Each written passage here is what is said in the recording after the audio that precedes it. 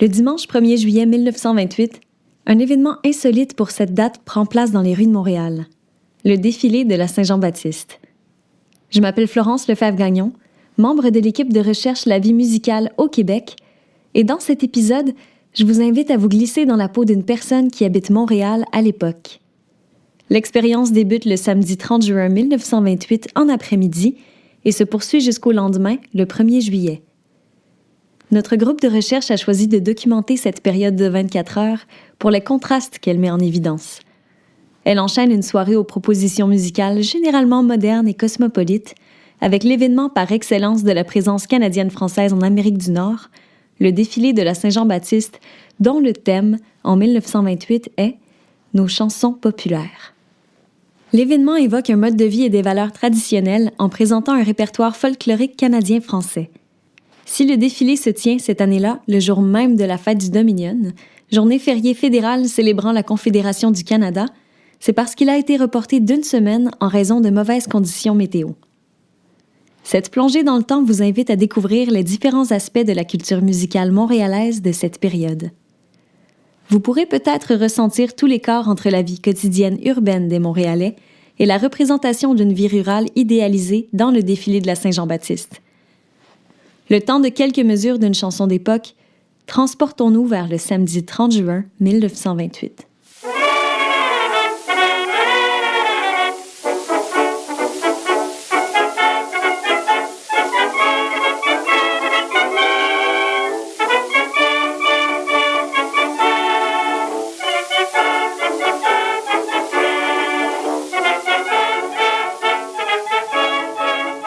Nous nous retrouvons dans l'est de la ville. Il est 14 heures.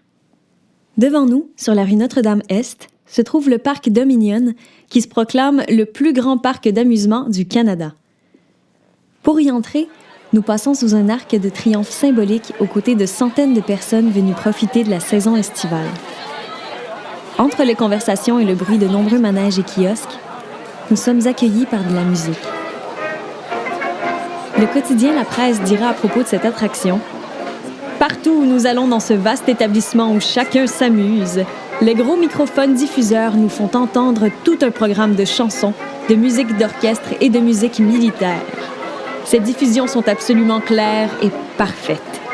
C'est le seul instrument du genre qui soit en usage au Canada et c'est le tout dernier modèle qui ait été créé. » C'est une expérience nouvelle pour les Montréalais que de pouvoir écouter de la musique ainsi dans les espaces publics. Plus notre visite s'étire, plus nous nous sentons choyés que Montréal se soit doté de ce tout dernier modèle de haut-parleur électrique qui aurait coûté 5 000 $, une très grosse somme. En plus du parc Dominion, le Stadium de Montréal, où nous avons justement entendu l'oratorio de la Saint-Jean-Baptiste la semaine dernière, possède aussi un système de son exceptionnel qui permet au public d'avoir une expérience musicale immersive complètement nouvelle. Pour le mélomane, l'évolution récente de cette technologie est fascinante. Mais nous nous rendons compte que cette possibilité de diffuser de la musique dans les espaces publics ne fait pas que des heureux. En faisant la file pour le nouveau manège, le Tumble Bug Ride, nous entendons justement 2 personnes parler d'une plainte déposée la semaine précédente contre un magasin de la rue Sainte-Catherine, le Hartney Company, pour une musique trop bruyante. C'était à cause d'un cornet de gramophone orienté vers la rue. Nous nous demandons quelle musique a bien pu causer un tel tollé. Pourrait-il s'agir de la chanson « Goodbye Broadway, Hello Montreal », qui est le hit de l'été montréalais? Elle nous revient en tête à l'instant, interprétée par l'ensemble Jack Denny and His Orchestra. For Montreal and all points north. Speak easy, said Johnny Brown. I'm gonna leave this town. Everything is closing down. Speak easy, and tell the bunch I won't go east, I won't go west. Got a different hunch. I'll be leaving in the summer, and I won't come back till fall. Goodbye, Broadway. Hello, Montreal. With a sign upon the table, I'll be laughing at you all. Goodbye, Broadway. Hello, Montreal. I'm on my way. And I'll make whoop, whoop, whoopee night and day. Anytime my wifey wants me, you can tell her where to call. Goodbye, Broadway. Hello, Montreal.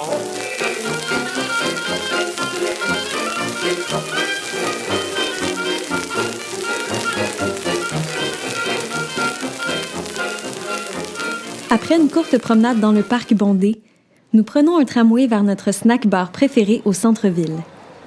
Une fois sur place, nous y feuilletons tranquillement les journaux à la recherche d'activités culturelles et musicales auxquelles prendre part cette semaine, et voyons vite que ce ne sont pas les options qui manquent.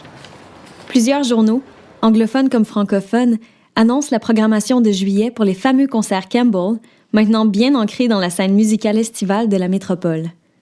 Ces concerts de fanfare gratuits ont lieu tout l'été à 20h30 dans les parcs montréalais et la publicité du mois de juillet n'annonce pas moins de 36 concerts, parfois même 2 présentés simultanément. En fait, l'offre des concerts Campbell est si abondante que le journal La Patrie cessera de publier une annonce distincte pour chaque concert. Il suggère plutôt aux lecteurs de découper la programmation publiée à chaque fin de mois pour ne rien manquer. C'est ce que nous avons fait avec l'annonce du 31 mai, et ce soir même, le 30 juin, nous aurons la possibilité de choisir entre les Royal Highlanders of Canada au Parc La Fontaine et les Carabiniers du Mont-Royal au Parc Jeanne-Mance. Nous découpons aussi l'article qui annonce le lancement de la saison de la populaire fanfare Vandermeerschen de Saint-Lambert, la semaine prochaine, au Parc La Fontaine. Il semble que le cornettiste new-yorkais John Dolan nous enchantera avec son programme, qui débutera avec Au Canada et clôturera avec God Save the King en passant par Mozart, des mélodies anglaises et des extraits d'opéra. Le programme comprend aussi l'Écho des Laurentides, qui est une sélection de mélodies canadiennes-françaises arrangées par Louis-Philippe Laurendeau. Ayant terminé pour le moment notre lecture de la section des petites annonces, nous prenons une gorgée de café et nous remémorons avec plaisir une fanfare interprétant « Vive la Canadienne ».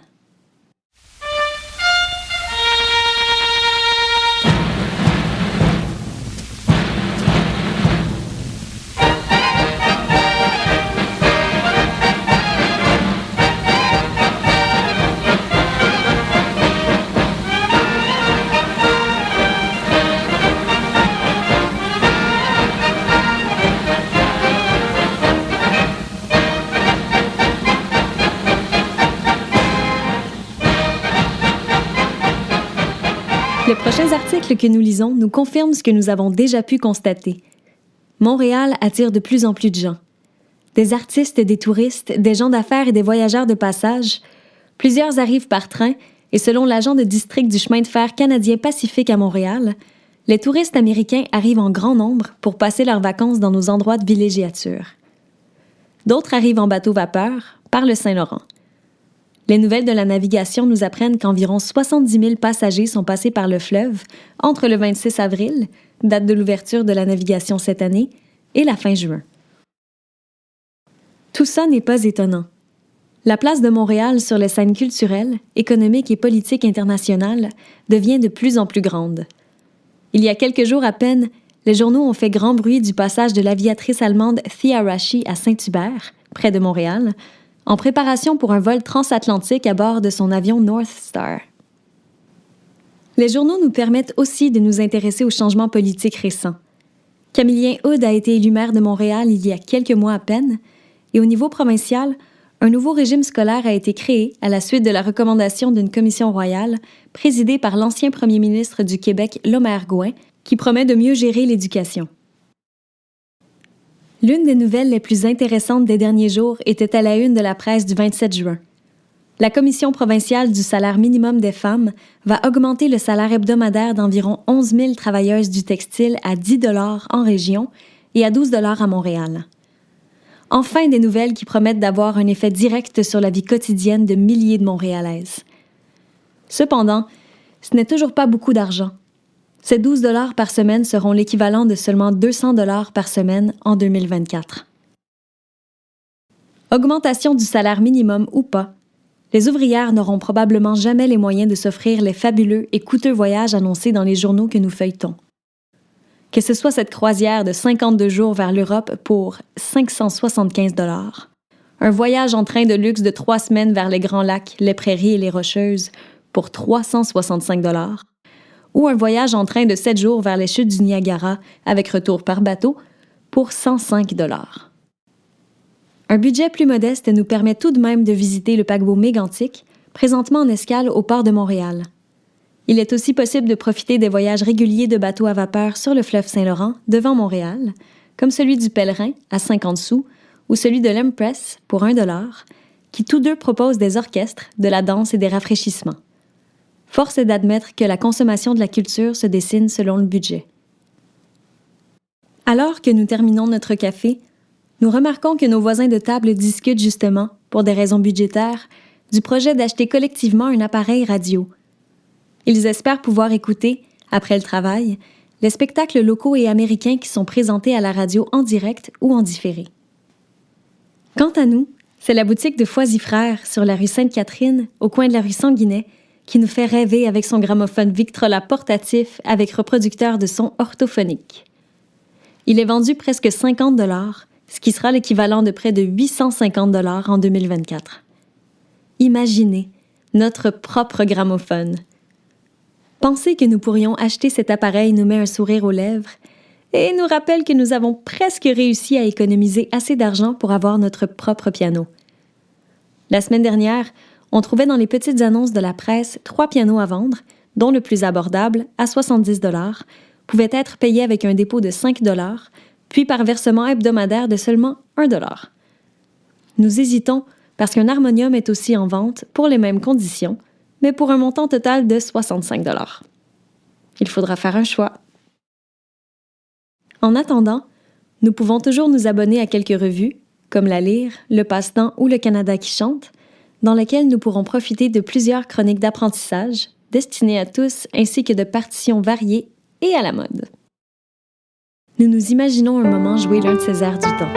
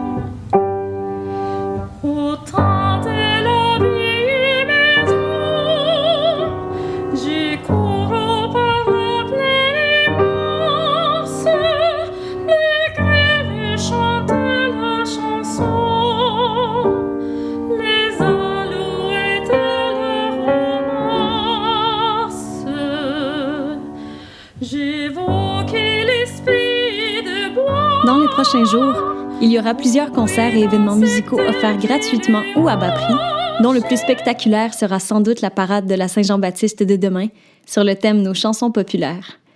Notre fin de semaine s'annonce musicale. Après avoir mangé une bouchée en finissant la lecture de nos journaux, nous nous remettons en marche vers la rue Sainte-Catherine, où nous prévoyons passer la soirée. Cette grande artère comporte des restaurants, des théâtres et des hôtels qui offrent des soirées musicales et dansantes. En cette fin de semaine de festivités, les bonnes adresses affichent déjà complet.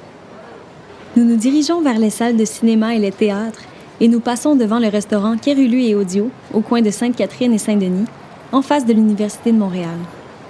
Demain, la chanteuse Madeleine Davis doit s'y produire en soirée, mais c'est au-delà de notre budget. Pour l'instant, nous passons notre chemin. Poussés par la curiosité, nous faisons un détour jusqu'au coin des rues Peel et Saint-Jacques pour jeter un œil au nouveau restaurant de l'hôtel Queen's, The Spanish Garden, qui ouvre ses portes ce soir. Un programme spécial, annoncé dans les journaux, prévoit un souper dansant avec J.R. Markowski et son fameux orchestre du Jardin espagnol. L'annonce mentionne une danseuse, Ray Valens, et Gladys Marshall et ses mannequins dans un étalage des plus nouvelles modes de l'été de Londres et de Paris. Il y aura du monde, d'autant que la salle de bal y est vaste, comme dans plusieurs des grands hôtels de Montréal.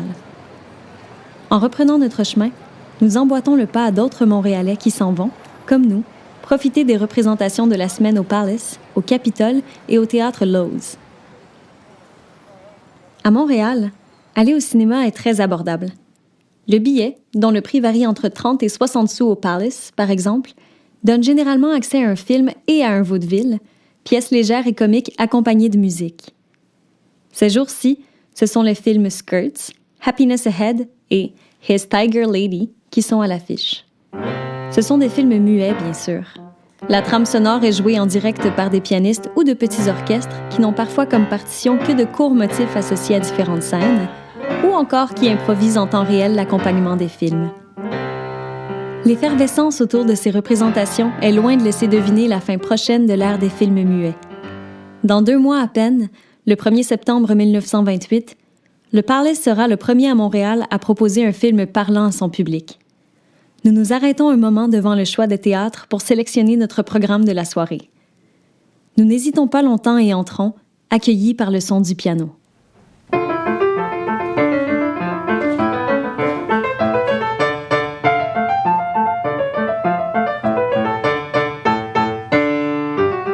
Nous avons décidé d'aller au Lowe's pour voir le film His Tiger Lady et assister à des numéros de vaudeville, y compris ceux d'Oscar Lorraine, un violoniste comédien, de Pepito, annoncé comme un clown espagnol, et de La Fleur et Portia, numéro décrit dans la presse américaine comme mettant en scène, entre autres, une toupie humaine suspendue uniquement par ses dents.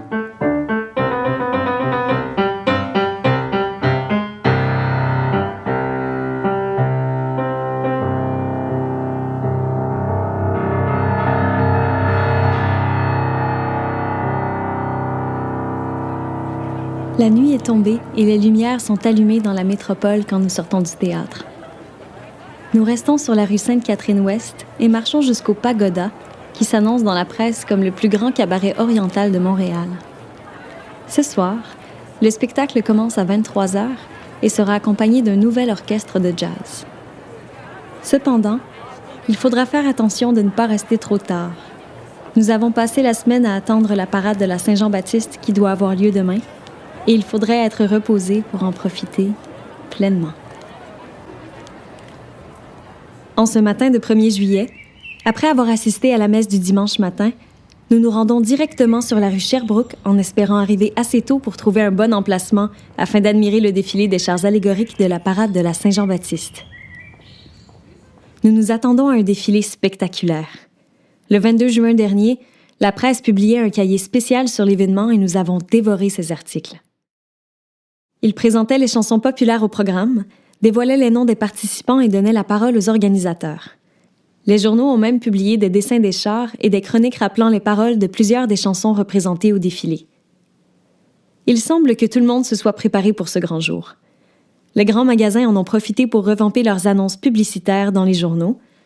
La Maison Isidore, par exemple, proposait de s'habiller pour la procession avec des complets pour hommes et garçonnets et soulignait ses ventes à sacrifice de manteaux de printemps pour dames. Les boutiques pour dames annonçaient des robes d'été et les chapeaux blancs étaient en vente à 1,85 chez Davies Chapeaux. Entre les célébrations de la Saint-Jean-Baptiste et celles de la Confédération, ces articles sont très en demande. Pour notre part, nous avons vite tiré un trait sur l'idée de renouveler notre garde-robe simplement pour un défilé. La parade doit débuter à 15h au Parc La Fontaine, au coin de la rue Sherbrooke et de la rue Amherst, qui portera dans une centaine d'années le nom d'Atateken. Nous avons hâte de voir la trentaine de chars allégoriques. Chacun représente une chanson traditionnelle. Certains chars représenteront plutôt un genre de chansons, comme les chansons de chantier. Des dizaines de fanfares accompagneront les chars en musique tout au long de la rue Sherbrooke, jusqu'au point d'arrivée au coin de la rue Atwater, dans l'ouest de la ville. Nous avons entendu dire qu'il faudra 1h30 pour que le défilé complet passe. Dire qu'il y aura des chanceux qui seront assis sur leur balcon pour le regarder. En attendant le début de l'événement, nous discutons poliment avec les personnes autour de nous à propos du fait que le défilé du 24 juin a dû être déplacé non pas une fois, mais bien 2 en raison d'une météo pluvieuse. En ce moment, malgré une averse qui a soulevé un peu d'inquiétude en matinée et quelques gouttes de pluie qui en ont effrayé certains en début d'après-midi, le soleil est enfin au rendez-vous. Enfin, il est 15h, l'heure du départ. Au loin, nous entendons des bruits de klaxons des motos et de fanfares. La parade approche. Bientôt, le chef de police et son adjoint arrivent dans une voiture ouverte, suivis par des pompiers. Une fanfare qui joue des marches et des mélodies patriotiques les accompagne. Suivent les directeurs de la Société Saint-Jean-Baptiste et, en uniforme, un cortège de vétérans de la Grande Guerre. Un premier char allégorique leur rend hommage avec un tableau vivant présentant 2 soldats, l'un équipé pour la bataille, l'autre en tenue civile, menant une charrue. Ce char est suivi par un groupe d'étudiants de l'Université de Montréal à pied, une voiture emplie de pivoines rouges transportant des jeunes femmes, une troupe de gymnastes, une calèche où ont pris place d'autres jeunes femmes et enfin, par le char qui présente le thème de la parade, nos chansons populaires. Ce char exceptionnellement élaboré porte un pilastre orné de roses et de lyres autour duquel sont groupées 4 scènes représentant, selon la presse, les principaux thèmes de nos chants populaires. La chanson du marin, la chanson d'amour, la chanson de métier et la berceuse. Sur ses côtés, on peut lire l'inscription « Le Canadien, comme ses pères, aime à chanter, à s'égayer ». Certains des chars sont suivis par des fanfares scolaires, paroissiales ou militaires qui animent la parade en jouant les chansons représentées. C'est avec bonheur que nous joignons nos voix à celles du public pour entonner avec les fanfares les chansons les plus connues. C'est à qui chanterait le plus fort. Force est de constater que les premiers chars du défilé évoquent une version simplifiée et convenue des origines du chant canadien-français. Après le passage du char annonçant le thème du défilé, le char Le Troubadour présente un troubadour, justement, vêtu de soie rose et d'une perruque blonde et bouclée, fixant du regard une demoiselle vêtue de blanc. Comme nous avons lu dans le journal Le Devoir, ce char évoque les trouvères et les troubadours de la France médiévale qui, selon ce journal, parcouraient le pays de nos ancêtres et chantaient de château en château ces légendes rimées, ces ballades qui passèrent ensuite dans le répertoire et se transmirent oralement jusqu'à nous. D'autres chars évoquent un conservatisme religieux, comme le char La chanson des clochers, que les journaux avaient décrit ainsi. Il y a une poétique petite église, toute vieille et blottie dans la neige, d'où s'échappe une harmonie toujours émouvante. C'est la messe de minuit, et la voix des clochers répète ces Noëls fameux dont la musique reste à jamais gravée dans la mémoire. Il y a aussi le char C'est notre grand-père Noé, une chanson qui, malgré son nom, n'est pas tout à fait religieuse. C'est une chanson bachique qui fait référence au bon vin. Quand le char intitulé « Le retour de la fenaison » approche, nous nous souvenons de la description officielle publiée dans Le Devoir. Les foins sont coupés, la charrette est comble. Là-bas, le soleil disparaît dans un flamboiement d'or et de pourpre. Les travailleurs reviennent à la maison juchés sur la charge et c'est l'occasion des chansons joyeuses au refrain malicieux que tous répètent. Comme d'autres chars, le retour de la fenaison est lié à l'esprit terroir, qui est populaire ces temps-ci, et présente une vision romancée de la vie rurale du 19e siècle. Il évoque la série de dessins Nos Canadiens d'autrefois de l'illustrateur Edmond-Joseph Massicotte, qui est non seulement un artiste populaire, mais aussi le frère du directeur artistique du défilé, Édouard Zotic-Massicotte. Nous connaissons bien le nom d'Édouard Zotic-Massicotte, puisqu'il est impliqué dans la collecte du folklore avec son collègue Marius Barbeau. En 1919, ils avaient organisé 2 soirées des traditions populaires qui ont donné naissance à la série Les Veillées du bon vieux temps du Monument national. En 1921, Conrad Gauthier et Arthur Lapierre ont lancé leur propre série Les Veillées du bon vieux temps que nous fréquentons. Il y a quelques mois, nous étions au Monument national pour assister à la veillée qui avait pour thème les ceintures fléchées et qui proposait un programme de chansons, de violoneux, de contes et de danse, en plus d'une pièce de théâtre du même nom, écrite pour l'occasion par M. Louis Guyon, le sous-ministre provincial du Travail. Édouard Zotic-Massicotte est également archiviste pour la Ville de Montréal, et nous l'avons déjà croisé à plusieurs reprises au centre-ville.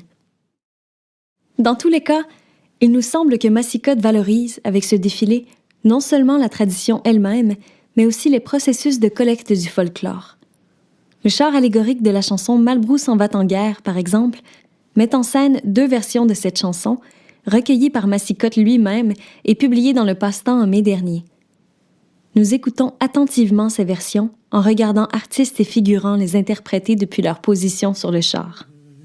Malbrook s'en va en guerre, laïtou la, Malbrook s'en va en guerre, ne sait quand reviendra là-bas, ne sait quand reviendra là-bas, ne sait quand reviendra, il reviendra à Pâques, laïtou la, il reviendra à Pâques, ou à la Trinité, là-bas, ou à la Trinité, là-bas, où à la Trinité se passe. Laïtou la, la Trinité se passe. Malbrook ne revient pas là-bas, Malbrook ne revient pas là-bas, Malbrook ne revient pas sur la plus haute branche. Laïtou la, sur la plus haute branche.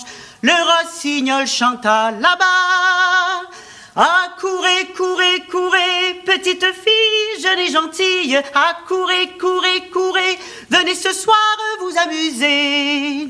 On vit voler son âme, laïtou la, on vit voler son âme à travers les lauriers là-bas. Ah, courez, petite fille jeune et gentille. Ah, courez, venez ce soir vous amuser. Chacun mit pied à terre, laïtou la, chacun mit pied à terre, et puis se releva là-bas. Ah, courez, petite fille jeune et gentille. Ah, courez, venez ce soir vous amuser. Quelques autres chars n'ont pas besoin, eux non plus, de l'accompagnement d'une fanfare. Sur le char allégorique intitulé « Le Foulon », des fouleurs d'étoffe chantent en travaillant. Ces musiciens ne sont autres que les troubadours de Bytown, soit le chanteur populaire Charles Marchand et son ensemble. Comme d'habitude, ils sont vêtus de chemises à carreaux et interprètent quelques-uns de leurs grands succès, tels « En voyant de l'avant nos gens » et « C'est l'aviron qui nous mène ». Quel spectacle! Mon revenant de la jolie rochère, mon revenant de la jolie rochère, j'ai rencontré trois jolies demoiselles. C'est l'aviron qui nous mène, c'est l'aviron qui nous mène en haut. C'est l'aviron,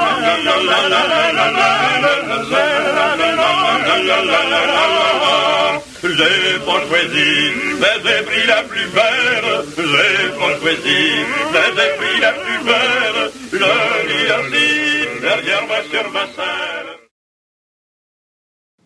Nous sommes des milliers et des milliers de personnes à applaudir les derniers chars du défilé. En détachant nos yeux de la parade, nous remarquons que la foule borde les deux côtés de la rue Sherbrooke à perte de vue. La foule est un peu moins nombreuse que l'an dernier, peut-être parce que les touristes venus la fin de semaine dernière spécialement pour la parade sont déjà repartis. Mais l'achalandage fera tout de même dire aux organisateurs et concepteurs, soit la Société Saint-Jean-Baptiste et messieurs Édouard Zotique-Massicotte, Jean-Baptiste Lagacé et Elzéar Roy, que l'événement a été un franc succès. Sur le chemin du retour vers notre quartier, nous entendons des gens parler des célébrations de la Confédération qui ont aussi lieu aujourd'hui. Cet après-midi, par exemple, la fanfare des Grenadiers Guard de Gigi Gagné présentait un concert de musique militaire au Parc Belmont, à Cartierville. Le programme annoncé incluait l'ouverture King of Diamond de Calixa Lavallée, l'ouverture de Knight Errant, le chevalier errant, de Louis-Philippe Laurendeau, ainsi que des sélections de foxtrots et une valse. Un transport spécial avait même été prévu avec un train du CNR. Encore une fois, les artistes canadiens-français étaient à l'honneur. Mais on ne peut pas être partout à la fois, et c'est en fredonnant des chansons canadiennes-françaises que nous rentrons chez nous, nourris par cette fin de semaine tout en musique. C'est ici que se termine notre incursion de 24 heures dans l'année 1928. Suite à cet extrait musical, je vous invite à rester à l'écoute. Et vous aurez aussi l'occasion de plonger dans les connaissances de Louis Pelletier, professeur, et Robert Boutillier, ethnologue et chanteur, sur la vie culturelle et musicale de cette époque.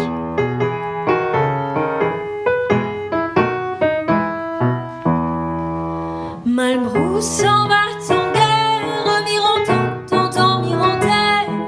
Malbrook s'en va en guerre, ne sait quand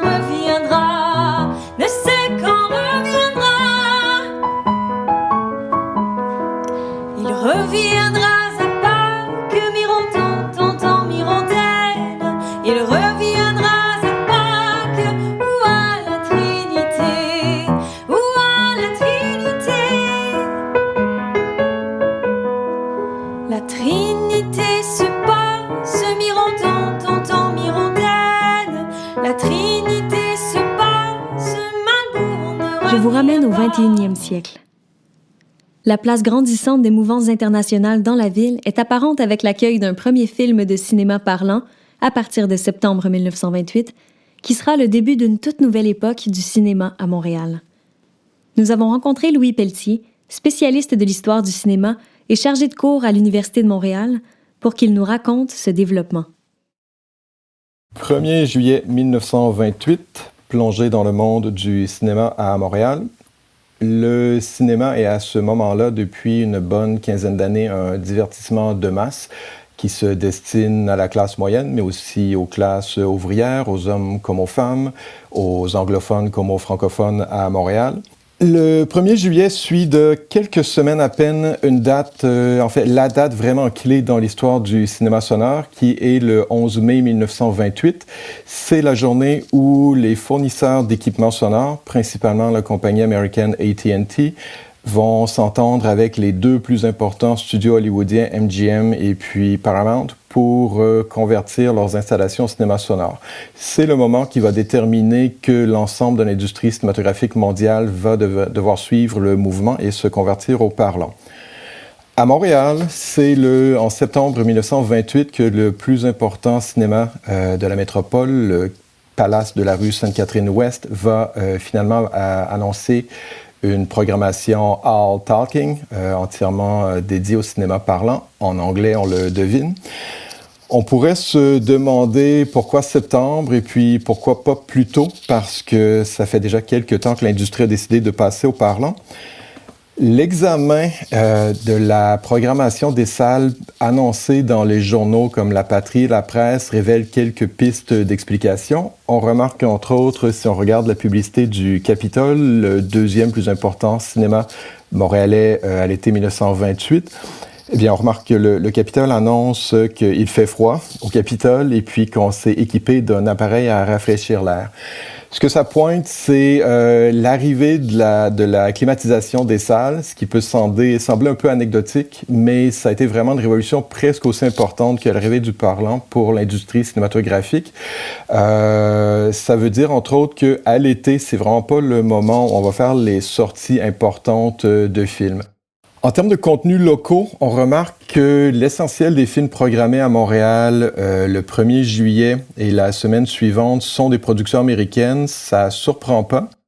La parade de la Saint-Jean-Baptiste, elle, va bientôt fournir du contenu local très attrayant pour les producteurs de vues. Je ne connais pas de vues cinématographique existante de la parade de 1928, mais très rapidement, au début des années 1930, on va voir dans les images qui ont survécu de la parade le camion de son de Associated Screen News, studio montréalais pionnier dont les installations existent toujours à proximité du métro Vendôme. Donc, on filme en cinéma sonore avec les caméramans perchés sur les dessus du camion. C'est assez spectaculaire comme vue. Sinon, les cinéastes amateurs qui sont de plus en plus nombreux à la fin des années 1920, début des années 1930, les formats 9.5 et puis 16 mm ont été lancés au début des années 1920, vont tourner très souvent les parades de la Saint-Jean-Baptiste dans les années 1930, 40, 50. L'essentiel de la documentation cinématographique qui a survécu pour la parade proviennent de ces cinéastes-là qui travaillent dans des formats non professionnels. Si le cinéma amateur a contribué à préserver la mémoire des défilés d'antan, l'histoire de la chanson au Québec, elle, permet d'expliquer ce mouvement qui mène au thème du défilé de 1928. Nous avons eu la chance d'enregistrer l'un des porteurs de ce patrimoine immatériel, Robert Boutillier, ethnologue, chanteur, folkloriste, musicologue et collecteur de chants francophones, qui nous résume ici toute une période de l'histoire de la chanson francophone au Québec. On se situe donc en 1928 là, sur cette parade de la Saint-Jean-Baptiste un peu mythique qui a été consacrée à la chanson, mais c'est l'aboutissement de quelque chose qui avait commencé bien avant. Et je dirais le point charnière important au 19e siècle, après ça, c'est l'ouvrage d'Ernest Gagnon qui s'appelle « Chansons populaires du Canada ». Gagnon, musicien, il était tout jeune à l'époque, il avait même pas 30 ans quand il a écrit ce bouquin. Il y a, je n'ai pas compté, 130, 140 chansons qu'il a rassemblées, publiées avec musique, parce que c'était un musicien, il ne faut pas oublier. Cet ouvrage-là, publié en 1865, a connu une destinée absolument extraordinaire. En un siècle, il y a eu 10 ou 11 rééditions. Et puis, c'est dans l'ouvrage de Gagnon que les gens ont puisé la plupart des chansons qui sont devenues très populaires au Québec, que tout le monde, à défaut de les savoir et de pouvoir les chanter, que tout le monde connaît. Je sais pas, on pense à Saint-Malo au Port-de-Mer, V'là le bon vent, v'là le joli vent, c'est l'aviron qui nous mène à la Clairefontaine, et mettons-en d'autres. C'est devenu un peu l'espèce de répertoire de base qui marquait la spécificité canadienne-française, et je ne dis pas québécoise à dessein, parce qu'à cette époque-là, on ne parlait pas du Québec comme on en parle un siècle plus tard, mais pour montrer qu'il y avait toute une culture qui était rattachée à la France, bien sûr, parce que dans ses commentaires, Gagnon parle souvent, voilà, telle chanson, on a recueilli en Poitou, en Berry, en Savoie. Bon, il connaissait la bibliographie, il connaissait les gens qui avaient publié des choses, et l'œuvre de Gagnon a été reprise, rééditée, pas plagiée, mais utilisée. En tout cas, à partir de là, ces chansons-là ont été republiées dans un paquet de recueils pour les écoles, pour les collèges. Bref, c'est devenu quelque chose de presque stéréotypé. Et la nouvelle bascule, ça va être Marius Barbeau. Et Édouard Sostick-Massicotte, mais j'en parle différemment parce que Massicotte avait commencé, lui, à la fin des années, début des années 90, 1890, bien sûr, mais c'était un peu en dilettante, c'est un amateur de la chanson, mais il n'y avait pas de technologie, il y avait un papier, un crayon, et il a fait d'abord des collectes manuscrites. Barbeau, une vingtaine d'années plus tard, arrive au Musée national, au Musée de l'Homme à Ottawa, et lui avait des moyens et une technologie nouvelle. Il avait des enregistreurs à cylindre de cire, les fameux appareils Edison, et Barbeau avait commencé des enquêtes orales enregistrées. C'est le premier qui l'a fait au Canada, pour le Canada français. Et il rencontre Massicotte peu après, et il lui passe du matériel. Et Massicotte commence aussi à faire de la collecte sonore, donc avec du son qui reste, et pas seulement prendre des notes avec un crayon. Et les deux, ensemble, Barbeau et Massicotte, vont rassembler 3 ou 4 milliers de chansons dans leurs différentes campagnes. Le début de quelque chose de différent de ce qu'on connaissait de la chanson avec l'ouvrage de Gagnon. Mais ça n'a pas eu le même impact au début, parce que c'était tout de même des gens qui avaient une méthode, une démarche un peu plus scientifique, une démarche d'archiviste ou d'anthropologue, comme Barbeau était anthropologue. Et donc, on travaillait sur d'autres documents, on travaillait donc dorénavant sur du son. Et c'est d'ailleurs les veillées du bon vieux temps de Conrad Gauthier qui ont été les débuts de la Bolduc en 1927-1928. Donc c'est intéressant de voir toute cette espèce de progression de l'intérêt et de la connaissance de la chanson dans les années 20 pour aboutir à cette parade de la Saint-Jean-Baptiste où la chanson a été la thématique centrale. Ce qui est, voilà, c'est un petit peu l'historique qu'on peut faire de ce nouvel engouement pour la chanson. Robert Boutillier nous a aussi fredonné brièvement quelques airs de chansons québécoises.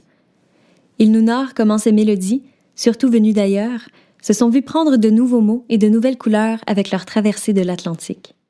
Alors, la chanson du Grand-Père Noé, c'est assez intéressant parce que tout le monde la connaît. Là. C'est notre Grand-Père Noé, patriarche digne. C'est une chanson à boire, a priori. Il est question de vin dans cette chanson-là. Or, le timbre, c'est-à-dire la mélodie, on en a des traces dès le XVIIe siècle, mais associé à un Noël. lequel Noël s'appelait les bergers de Bethléem, allons berger partons tous. Et le dit Noël en question est traversé l'Atlantique aussi parce qu'on en a recueilli une version auprès d'un chanteur extraordinaire de Sainte-Marie-Salomé dans le comté de Montcalm, Marc Brien. Et sur l'air du Grand-Père Noé, ça fait allons berger partons tous, l'ange nous appelle, un sauveur est né pour vous, pour nous, l'heureuse nouvelle. Voilà, et puis l'air continue. Je ne la chanterai pas toute, mais juste pour montrer que les choses se déplacent, les airs se transportent, et un même air peut servir à plusieurs chansons qui, chacune, ensuite, ont leur carrière respective. Alors, la chanson qu'on connaît, nous, au Québec, sous le titre « C'est l'aviron qui nous mène », ou « M'en revient de la Jolie Rochelle », avec l'aviron, c'est une adaptation nord-américaine d'une chanson qui, elle, est venue de France. Donc, le cavalier qui vient de La Rochelle, qui choisit la plus belle, qui l'amène sur sa selle, etc. Ça se chante sur d'autres airs et avec d'autres refrains en France. Par exemple, « M'en revenant de Paris, La Rochelle, m'en revenant de Paris, La Rochelle, j'ai rencontré 3 jolies demoiselles, aimons le vin, l'amour et les filles, aimons le vin. » Ça, c'est une version, entre autres, qui vient de Normandie. Chez nous, c'est en revenant de la Jolie Rochelle, j'ai rencontré 3 jolies demoiselles. C'est l'aviron qui nous mène et qui nous mène, c'est l'aviron qui nous mène en haut. Donc, le refrain c'est l'aviron a été adapté et sans doute ça a été reconnu ou recueilli comme chanson de voyageur ou chanson de canotier. La fonction de la chanson s'est déplacée donc d'une chanson essentiellement narrative ou une chanson à boire avec son refrain aimons le vin, l'amour et les filles. Et puis chez nous, c'est devenu une chanson de canotier avec un refrain conséquent pour ça. Alors la chanson traditionnelle du Canada français, elle vient d'ailleurs. Le substrat le plus important, c'est des chansons que, j'aime bien dire, elles ont pris le bateau depuis la France avec les gens qui sont venus s'installer chez nous. Donc les gens qui sont arrivés au 17e, 18e avaient déjà tout un stock de chansons dont on retrouve aujourd'hui au Québec et ailleurs, ou dans le reste de la francophonie nord-américaine, que ce soit en Acadie, en Ontario, en Nouvelle-Angleterre ou en Louisiane, des choses qui sont venues et qui ont simplement circulé à la fois avec les gens et dans la mémoire par le bouche à oreille puis la transmission orale dans les populations un peu partout. Ce qui fait que beaucoup des chansons qu'on recueille en Amérique française sont venues de l'autre côté. Mais à côté de ça, il y a aussi tout un autre répertoire qui a été créé et composé sur place, sur des réalités très particulières à la nouvelle vie des gens qui sont venus s'installer là. Par exemple, si on prend la chanson En voyant de l'avant nos gens, une des chansons qui a été chantée, je crois, par Charles Marchand dans cette parade de la Saint-Jean-Baptiste, c'est une chanson sur les chantiers de bûcherons.